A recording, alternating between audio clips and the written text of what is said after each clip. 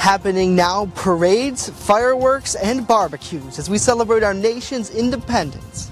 Today, Tuesday, July 4th, 2017. Live and on demand from the Chautauqua Audio Works Studios, where interest-free financing is just a phone call away. This is Morning News Now. And good morning to you. I'm Justin Gould. And I'm Kyle Heelis. 241 years ago today, the Second Continental Congress met in Philadelphia to declare our independence from Great Britain. Following that declaration, a 7-year bloody conflict with Great Britain ending in 1781. Then, just 31 years later, this small country took on the Brits yet again in the War of 1812.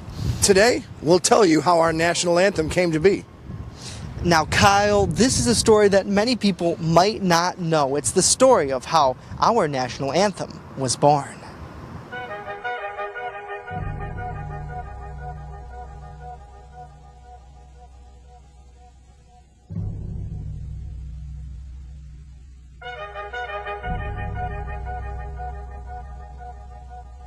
There was a lawyer once. His name was Francis Scott Key.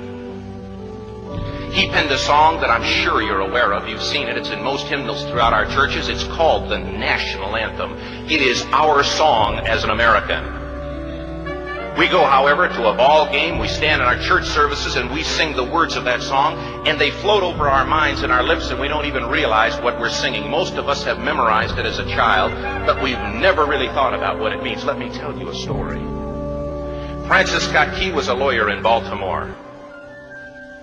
The colonies were engaged in vicious conflict with the mother country, Britain.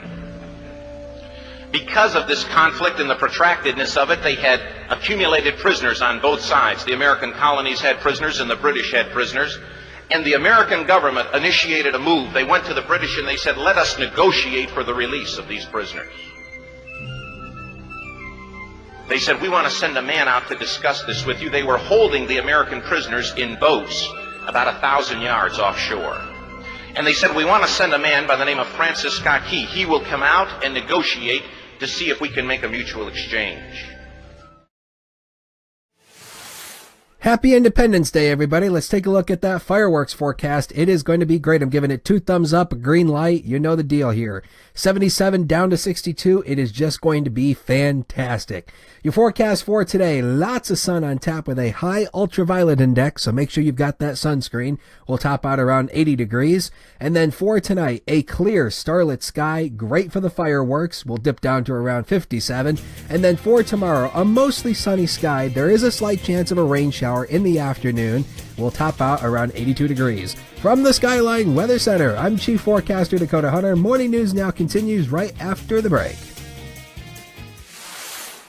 EagleZip.com is your local one-stop shop for all of your home and business computer needs. Located on Fluvan Avenue Extension, just outside of Jamestown, EagleZip.com sells and services all brands of desktops and laptops, as well as servers and network equipment for your business. All new computer sales include transferring your data from your old computer, plus a 2-year warranty. Call EagleZip.com today. Stop by EagleZip.com today and let us make computers easy for you.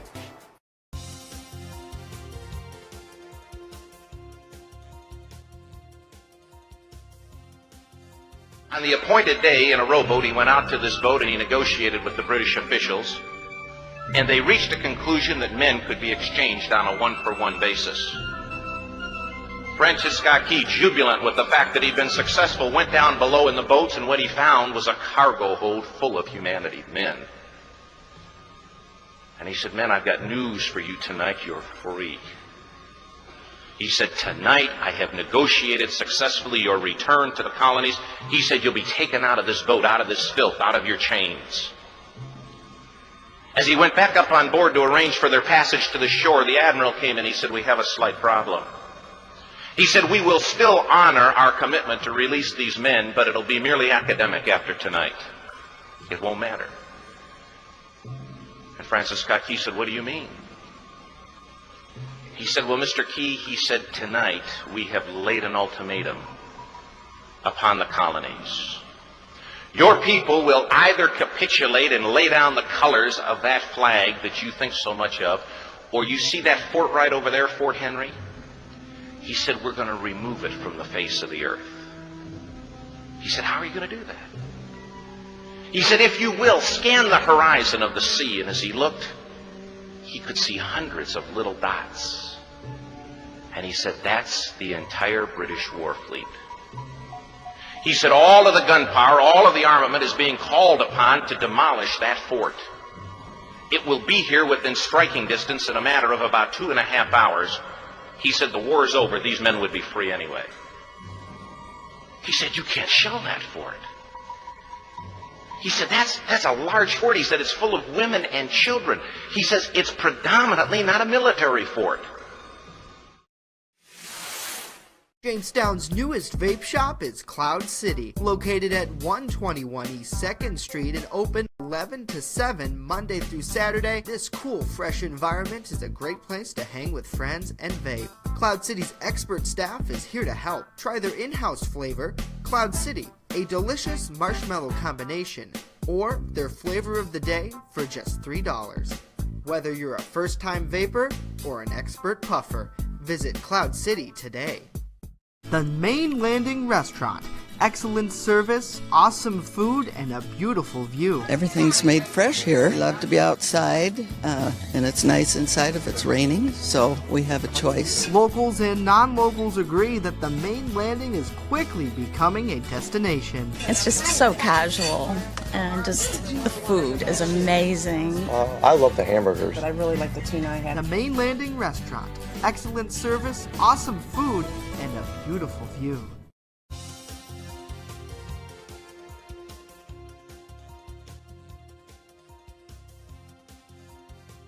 He said, don't worry about it. They said, we've left them a way out. And he said, what's that? He said, do you see that flag way up on the rampart? He said, we have told them that if they will lower that flag, the shelling will stop immediately. And we'll know that they've surrendered, and you'll now be under British rule. Francis Scott Key went down below and told the men what was about to happen. And they said, how many ships? He said, hundreds. The ships got closer. Francis Scott Key went back up on top and he said, men, I'll shout down to you what's going on as we watch. As twilight began to fall, and as the haze hung over the ocean as it does at sunset, suddenly the British war fleet unleashed. He says the sound was deafening. There were so many guns that there were no reliefs. He said it was absolutely impossible to talk or hear. He said suddenly the sky, although dark, was suddenly lit. And he says from down below, all he could hear the men, the prisoners, saying was, tell us where the flag is. What have they done with the flag? Is the flag still flying over the rampart? Tell us. 1 hour, 2 hours, 3 hours into the shelling, every time the bomb would explode and it would be close to the flag, they could see the flag in the illuminated red glare of that bomb, and Francis Scott Key would report down to the men below, it's still up. It's not down. The admiral came and he said, your people are insane. He said, what's the matter with them? He said, don't they understand this is an impossible situation? Francis Scott Key said he remembered what George Washington had said. He said the thing that sets the American Christian apart from all other people in the world is he will die on his feet before he'll live on his knees. The admiral said, we have now instructed all of the guns to focus on the rampart to take that flag down. He said, we don't understand something. Our reconnaissance tells us that that flag has been hit directly again and again and again, and yet it's still flying. We don't understand that. But he said, now we're about to bring every gun for the next 3 hours to bear on that point. Francis Scott Key said the barrage was unmerciful. All that he could hear was the men down below praying. The prayer, God, keep that flag flying. where we last saw it. Sunrise came. He said there was a heavy mist hanging over the land, but the rampart was tall enough. There stood the flag, completely nondescript, in shreds. The flagpole itself was at a crazy angle, but the flag was still at the top. Francis Scott Key went aboard and immediately went into Fort Henry to see what had happened. And what he'd found had happened was that that flagpole and that flag had suffered repetitious direct hits. And when it had fallen, but men, fathers, who knew what it meant for that flag to be on the ground, although knowing that all of the British guns were trained on it, walked over and held it up humanly until they died. Their bodies were removed and others took their place.